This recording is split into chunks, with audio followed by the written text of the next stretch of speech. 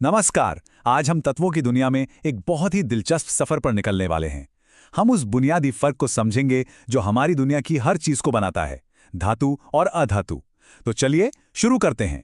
कभी सोचा है कि सोने की अंगूठी में इतनी चमक और मजबूती कहाँ से आती है, जबकि ऑक्सीजन, जिसके बिना हम जी नहीं सकते, वो हमें दिखाई तक नहीं देती। है तो दोनों ही तत्व, पर इनके गुणों में जमीन आसमान का फर्क है। आखिर ऐसा है क्यों? देखिए, इसका जवाब छिपा है कुदरत के दो बहुत बड़े परिवारों में। एक है धातु परिवार और दूसरा अधातु। ये सिर्फ नाम नहीं है, ये हमारी दुनिया के वो पिलर्स हैं जिनकी अपनी अपनी अलग पहचान है, अपनी कहानी है। तो चलिए इन दोनों परिवारों से जरा मिलते हैं और इनकी पहचान को समझते हैं। आखिर वो क्या चीज है जो एक तत्व को चमचमाती धातु बना देती है और दूसरे को एक मामूली सी गैस? इसका राज इनके सबसे बुनियादी बर्ताव में छिपा है। देखिए, सारा खेल इलेक्ट्रॉनों का है। धातुओं को आप दानी समझ सकते हैं। वो हमेशा अपने बाहरी इलेक्ट्रॉन देने को तैयार रहते हैं और ऐसा करके वो पॉजिटिव हो जाते हैं। वहीं दूसरी तरफ अधातु, कह सकते हैं कि वो थोड़े लालची होते हैं। वो हमेशा इलेक्ट्रॉन लेना चाहते हैं और इस चक्कर में नेगेटिव हो जाते हैं। बस यही एक बुनियादी फर्क है जो इन दोनों परिवारों की पूरी कहानी तय करता है।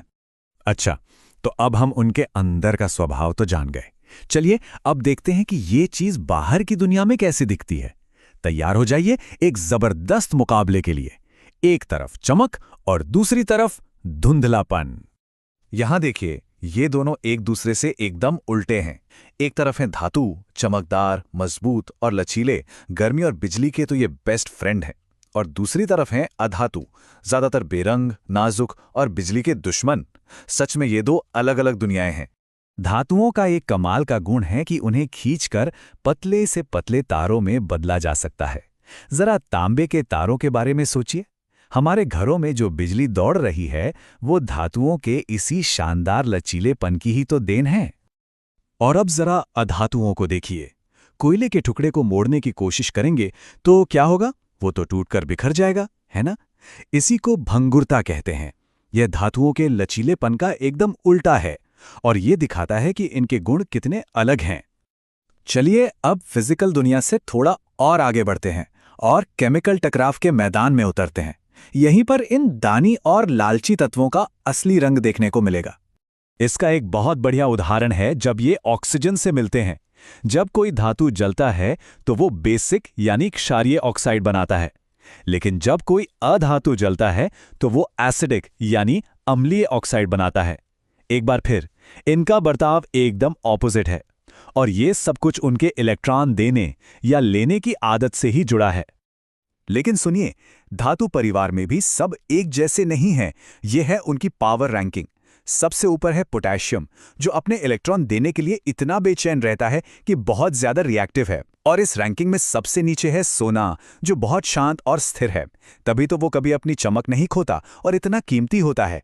अच्छा, तो ये सारी साइंटिफिक बातें तो ठीक हैं, पर हमारी रोज की जिंदगी से इनका क्या लेना देना?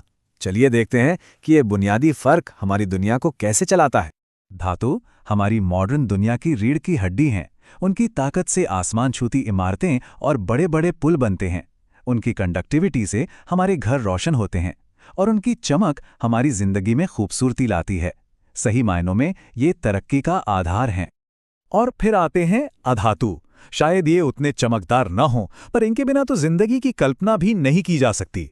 वो ऑक्सीजन जिससे हम सांस लेते हैं, वो कार्बन जो हमारे शरीर का हिस्सा है, और वो नाइट्रोजन जो हमारे खेतों को पोषण देती है। मतलब एक के बिना दुनिया का ढांचा नहीं और दूसरे के बिना जिंदगी ही नहीं।